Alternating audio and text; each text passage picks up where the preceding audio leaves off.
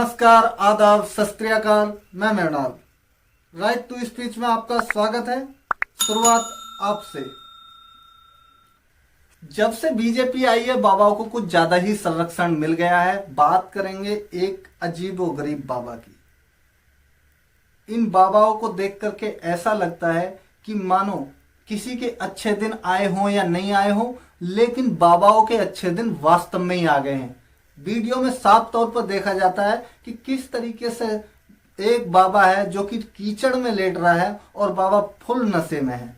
तो सोचिए, जिस धर्म का ये प्रतिनिधित्व कर रहे हैं या फिर जिस समुदाय विशेष से आते हैं और उसका प्रतिनिधित्व करते हैं, तो क्या ये उसके लायक हैं?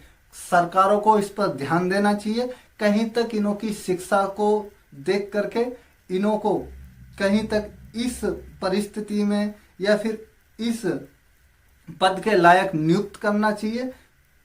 कहीं तक ये बाबा सनातन धर्म को ही नहीं बल्कि उस संस्कृति को भी कहीं तक तार तार कर रहे हैं, जिसका दिन रात सरकार राग अलापते बाज नहीं आती है। और ये बाबा उसको धूल मिट्टी में कहीं तक मिलाने का काम कर रहे हैं। पूरे दिन बाबा आशीर्वाद देते हैं, शाम को ही होते ही ये बाबा ठेके ऊपर मिलते हैं। कहीं तक इन्हों पर रोक लगनी चाहिए, इन्हों के खिलाफ सख्त एक्शन होना चाहिए, ताकि कोई भी इस धर्म की मजाक ना बना सके और इस धर्म के ऊपर कोई भी कटाक्ष न कर सके। हमारे देश में सब कुछ संभव है। कहते हैं कि मोदी है तो मुमकिन है, और भक्तों से भी मैंने अक्सर सुना है कि मोदी है तो मुमकिन है। और इसका ही एक ताजा उदाहरण हमें देखने को मिला। इसमें देखने वाली बात यह है कि अक्सर आपने सुना होगा कि कैमरा पर्सन जो रहता है वो आगे की तरफ रहता है और फिर जिस भी दृश्य को शूट कर रहा होता है उसे कहीं तक वो सामने से लेने की कोशिश करता है, ताकि उसके एक्शन रिएक्शन में कोई कमी ना आए। तो ऐसे ही इसका बिल्कुल ही उलट हमें देखने को मिला। उलट इसमें क्या दिख रहा है वीडियो के अंदर कि कैमरामैन जो महाशय हैं वो पीछे हैं और हमारे मोदी जी जो हैं वो आगे की तरफ हैं, और मोदी जी अभिवादन कर रहे हैं। अगर मोदी जी अभिवादन कर रहे हैं तो जरूर कुछ ना कुछ बात ही होगी। तो लोग यहां पर कह रहे हैं कि भीड़ तो है नहीं। तो देखिए, अगर मोदी जी अभिवादन कर रहे हैं तो भीड़ तो होगी ही। अगर मोदी जी कर रहे हैं तो भीड़ तो होगी ही, सिंपल सी बात है। और अगर कैमरामैन इन्हों के पीछे है तो इसकी भी जरूर कोई ना कोई वजह होगी ही, क्योंकि मोदी है तो मुमकिन है। ये खास तस्वीर और रोचक तस्वीर देखने को मिली, जहां पर मोदी जी अपना हाथ उठा करके किस तरीके से अभिवादन कर रहे हैं। हालांकि रिएक्शन नहीं आ रहा, लेकिन भीड़ की आवाज बहुत आ रही है, तो मतलब भीड़ होगी ही। आपको नहीं लगता? कमेंट बॉक्स में जरूर बताइएगा। दोस्तों, अगर आपको हमारा चैनल पसंद आता है तो इसे लाइक कीजिएगा, शेयर कीजिएगा, सब्सक्राइब कीजिएगा। अगर आप हमारे चैनल पर नए हैं तो प्लीज इसे लाइक कीजिएगा और सब्सक्राइब कीजिएगा, और बेल आइकन को दबाना न भूलें, क्योंकि हमारे आने वाली वीडियो की जानकारी आपको इससे मिलती रहेगी। विदेश मंत्री जयशंकर प्रसाद जी का एक ऑन रिकॉर्ड बयान वीडियो में देखा जा सकता है कि वो किस तरीके से एक जनसभा को संबोधित कर रहे हैं या स्टाफ को संबोधित कर रहे हैं। तो वहां पर उनको सीधे तौर पर चीन की अर्थव्यवस्था को खुद से मजबूत बताते हुए कहीं तक फाइट न करने का कोई सवाल ही पैदा नहीं होता, ऐसा बोलते हुए सुना जा सकता है। देखिए खास वीडियो में कि जयशंकर तरीके से, जो कि विदेश मंत्री हैं, और कहीं तक इन्हें इसका सेना का आकलन होना चाहिए और फिर अपनी सेना का कभी भी मनोबल नहीं गिराना चाहिए। मनोबल हमेशा उसको उच्च स्तर पर रखना चाहिए, चाहे सामने वाला चाहे कितना भी मजबूत क्यों ना हो। हमें कहीं तक अपनी सेना का मनोबल कम नहीं करना चाहिए। इसकी बहुत सारे जो उदाहरण हमारे देश में Your words to Jaishankar. No, not at all. Look, they are the bigger economy.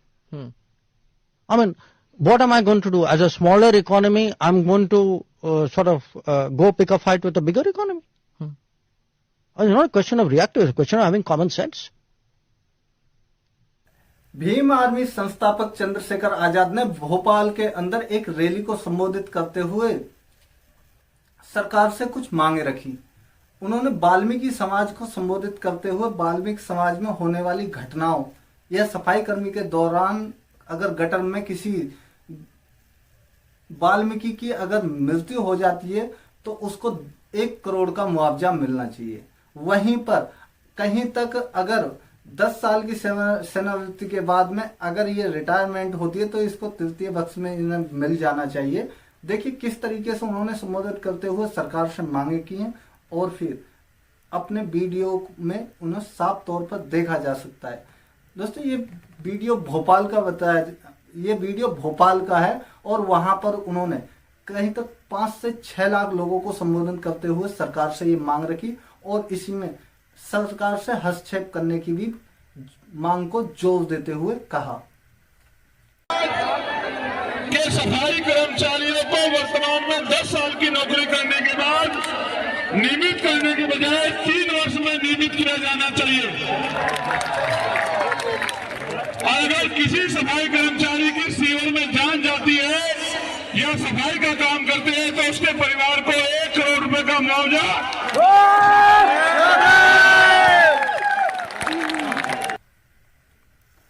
Azam Khan ने अपने सोशल ट्विटर हैंडल पर एक क्लिप को शेयर करते हुए कहा कि वास्तव में हिंदू सो रहा है और फिर एक महिला उसे जगाने का काम कर रही है। तो देखिए वीडियो में जो देखा जा सकता है कि कहीं तक हिंदू वर्ग एक सोया हुआ है और कहीं तक वीडियो में साफ तौर पर देखा जा सकता है कि एक देवदासी बाबा को जगाने का काम कर रही है। इसको कुछ भक्तगण इसमें कुछ भक्तगण कहीं तक आरोप प्रत्यारोप संभव है ऐसी क्लिप पर।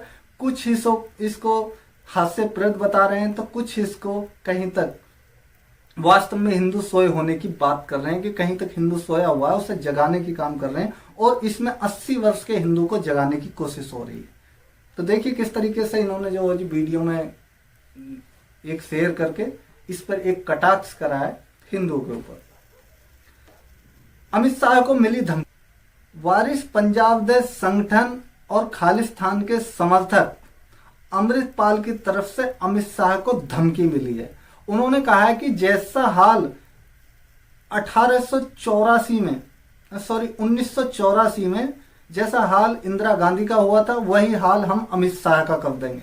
तो देखिए किस तरीके से उन्होंने अपने ट्विटर हैंडल पर ये एक धमकी भरा जो पोस्ट डाला। तो गुजरात की अगर बात आए, वैसे भी हमारे प्रधानमंत्री पूरे भारत में जहां पर भी जाते हैं वो गुजरात मॉडल की बात करते हैं। वो इसे बताना चाहते हैं चाहे किसी भी देश का जनसेवा क्यों ना हो, वो हर जगह जाते हैं गुजरात मॉडल की बात करते हैं। सभी जानते हैं कि गुजरात में डबल इंजन की सरकार है और फिर सभी जानते हैं कि कहीं तक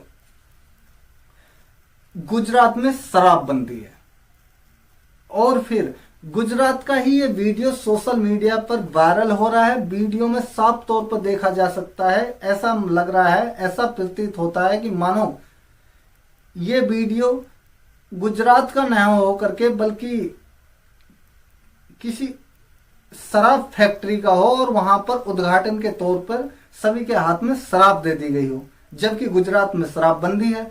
और रही बात नेशनल मीडिया की, नेशनल मीडिया को तो इसकी भनक भी नहीं है। साहब इतनी बड़ी कवरेज करते हैं, छोटी मोटी खबरों के लिए तो नेशनल मीडिया के पास में इतना टाइम ही नहीं है। और गोदी मीडिया की तो बात ही मत करो। कहीं तो गोदी मीडिया अपने आकाओं को रिझाने के लिए ये सब चीजों को दिखाना बहुत मामूली बात है। इन सब चीजों को दिखाने के लिए उनके पास में टाइम ही नहीं है। स्वरा भास्कर ने कहीं तक मुस्लिम समाज में शादी कर ली। इससे आहत हनुमानगढ़ी अयोध्या के एक महंत राजू दास जी का एक बड़ा बयान आया है। उन्होंने कहीं तक महंत की गरिमा को ध्यान में न रखते हुए स्वरा भास्कर पर इस तरीके से कटाक्ष करा है। उन्होंने सीधे तौर पर कहा है कि कहीं तक स्वरा भास्कर हजारों मर्दों के साथ में रहना पसंद करें तो शादी उन्हें मुबारक हो। देखिए एक साधु को ऐसी भी भाषा शोभनीय नहीं है और कहीं तक पद गरिमा का ख्याल रखना चाहिए। और फिर भारत में अभिव्यक्ति की स्वतंत्रता सभी को मिली हुई है। कोई किसी भी तरीके से अपने आप को कॉन्स्टिट्यूशन के दायरे में अपने राइट्स को इस्तेमाल कर सकते हैं। स्वरा भास्कर शुद्ध रूप से भारत तेरे टुकड़े होंगे इंशाअल्लाह की बात करने वाली स्वरा भास्कर, जिसको 10 दिन पहले ट्वीट करती है कि मेरे भाई बहुत सुंदर, बहुत अच्छे, जल्दी से शादी कर लो किसी लड़की को देखकर, और स्वरा भास्कर उसी से शादी कर लेती है। लेकिन स्वरा भास्कर को भी कठिनाइयों का सामना करना पड़ेगा। मैं आपके चैनल के माध्यम से स्वरा भास्कर को अल्टीमेटम देना चाहता हूं, इसलिए क्योंकि उस कौम में उन्होंने शादी किया जो कौम अपने बहन से ही शादी कर लेता है, उसके बाद तलाक करके कई मर्दों के साथ रात बितानी पड़ती है। अगर स्वरा भास्कर हजारों मर्दों के साथ रात बिताना चाहें तो उनको शादी मुबारक हो। अगर वो दोस्तों, अगर आपको हमारा कार्यक्रम अगर पसंद आता है तो इसे लाइक कीजिए, शेयर कीजिए, सब्सक्राइब कीजिए और बेल आइकन को दबाना ना भूलिए। मिलेंगे किसी नेक्स्ट वीडियो में, तब तक के लिए जय हिंद, जय भारत।